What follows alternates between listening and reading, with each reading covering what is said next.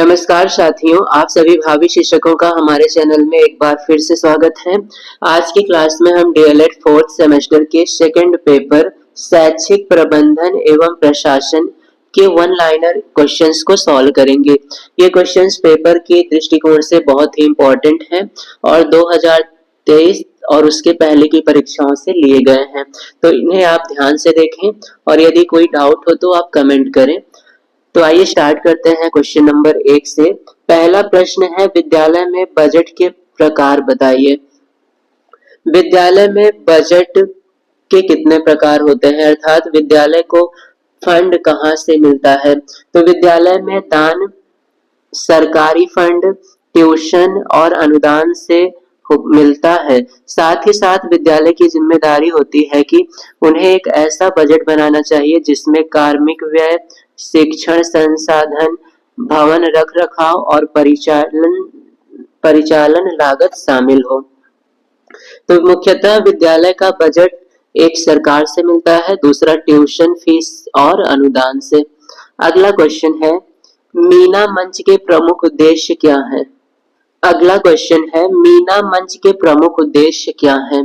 मीना मंच का प्रमुख उद्देश्य ये है कि वो बालिकाओं को शिक्षा के प्रति जागरूक करें और बालिकाओं में शिक्षा के प्रति ललक और रुचि का विकास करें ताकि वो भी पढ़ाई को जारी रखें।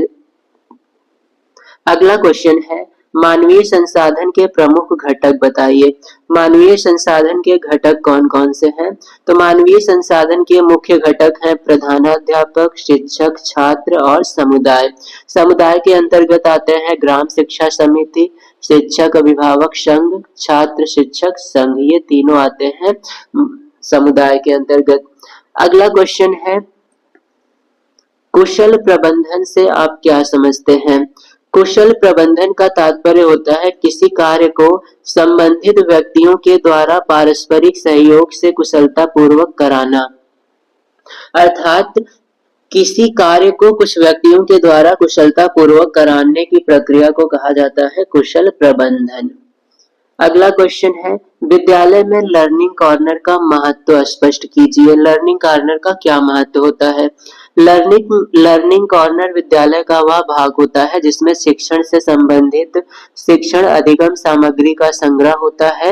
लर्निंग कॉर्नर में उपस्थित वस्तुओं को बच्चे स्पर्श करके, देखकर, पढ़कर ज्ञान अर्जित करते हैं।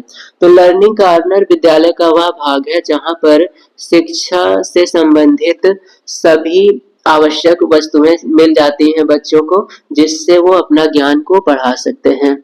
अगला क्वेश्चन है, पर्यवेक्षण का अर्थ स्पष्ट कीजिए। पर्यवेक्षण को इंग्लिश में कहा जाता है सुपरविजन। सुपरविजन का अर्थ है उच्च दृष्टि, ऐसी दृष्टि जो विकास को गति प्रदान कर सके। उसके कार्य विद्यालय की अपेक्षाओं के अनुरूप होने चाहिए जिससे विद्यालय संगठन के समस्त घटकों का समुचित विकास हो सके। तो पर्यवेक्षण अर्थात सुपरविजन विद्यालय या किसी भी संस्थान के प्रबंधन का एक महत्वपूर्ण हिस्सा है। यह उसके विकास को बहुत ज्यादा गति प्रदान कर सकता है। अगला क्वेश्चन है, सूचना संकलन के सोपानों का उल्लेख कीजिए। सूचना संकलन के कौन कौन से स्टेप हैं। तो पहला स्टेप होता है इनपुट, दूसरा आउटपुट, तीसरा प्रोसेसिंग और स्टोरेज और चौथा होता है ट्रांसमिशन। सबसे पहले सिस्टम में हम डाटा को एंटर करते हैं, फिर उस डाटा पर प्रोसेसिंग होती है, फिर उससे आउटपुट प्राप्त करते हैं और उस आउटपुट को हम एक पर्सन से दूसरे पर्सन तक भेजते हैं। तो ये चारों हैं सूचना संकलन के स्टेप्स। अगला क्वेश्चन है, ग्राम शिक्षा समिति के सदस्य कौन कौन होते हैं। तो ग्राम शिक्षा समिति के कुल 15 सदस्य होते हैं जिसमें से 11 अभिभावक और 4 नामित सदस्य होते हैं।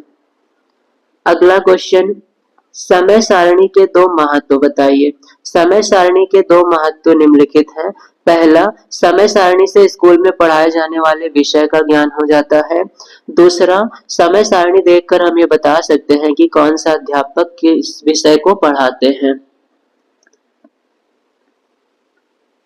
अगला क्वेश्चन, पाठ्य सहगामी क्रियाकलापों के उद्देश्य बताइए।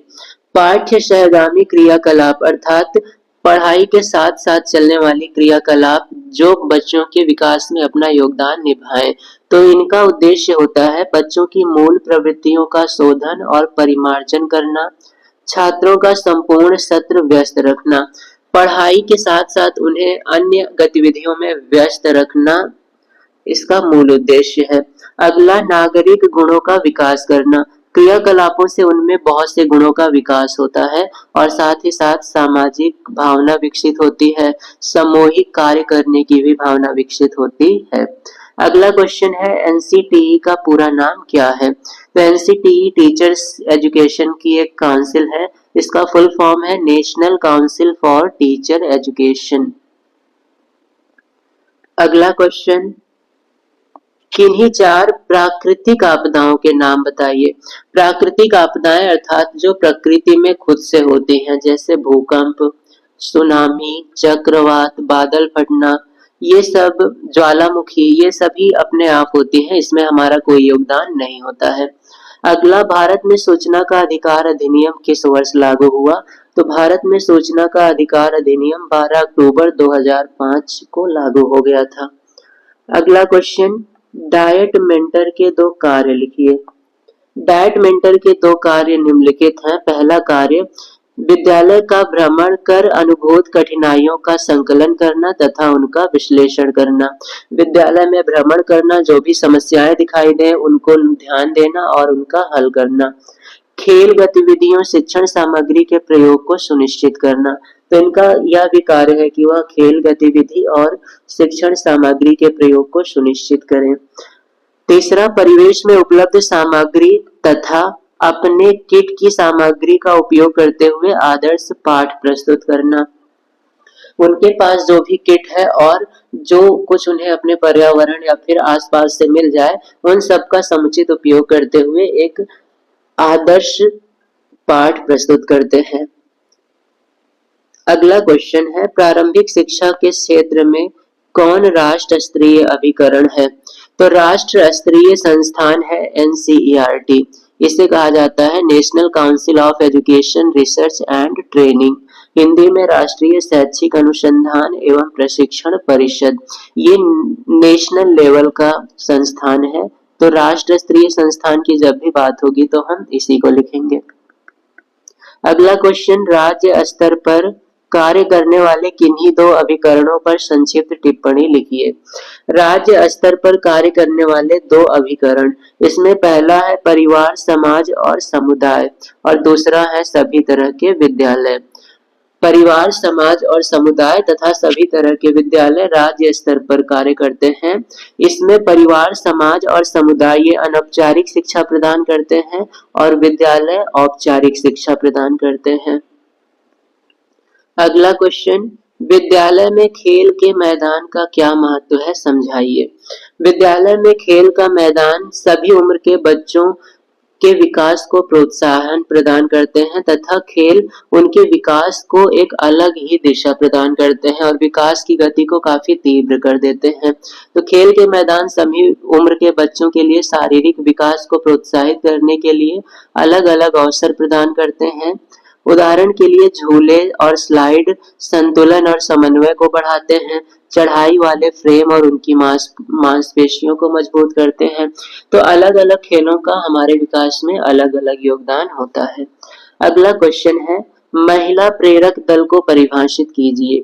महिला प्रेरक दल महिलाओं का एक समूह होता है, ग्रुप होता है, जो महिलाओं में नेतृत्व क्षमता व कौशल के विकास, बालक बालिकाओं में विभेद की विचारधारा को समाप्त करने आदि कार्य को करते हैं, ताकि महिलाओं का भी विकास उसी दर से हो सके जिस दर से अन्य सभी का होता है।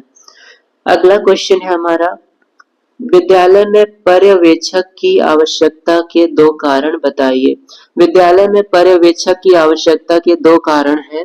पहला कारण है छात्रों की समस्याओं का निदान और उपकरण के लिए कदम उठाना और दूसरा शिक्षकों की समस्याओं का समाधान सहानुभूति पूर्वक खोजना तथा शैक्षिक विकास में योगदान देना। तो ये दो आवश्यकताएं हैं विद्यालय में पर्यवेक्षक की। अगला क्वेश्चन है, राज्य शिक्षा संस्थान के दो कार्यों को बताइए। राज्य शिक्षा संस्थान विभिन्न स्तरों पर राज्य कर्मचारियों तथा जनता के प्रतिनिधियों के सहयोग से विभिन्न परिषदों एवं समितियों का निर्माण करते हैं। तो इनका कार्य है जनता के प्रतिनिधि और राज्य कर्मचारी के सहयोग से परिषद और समितियों का निर्माण करना।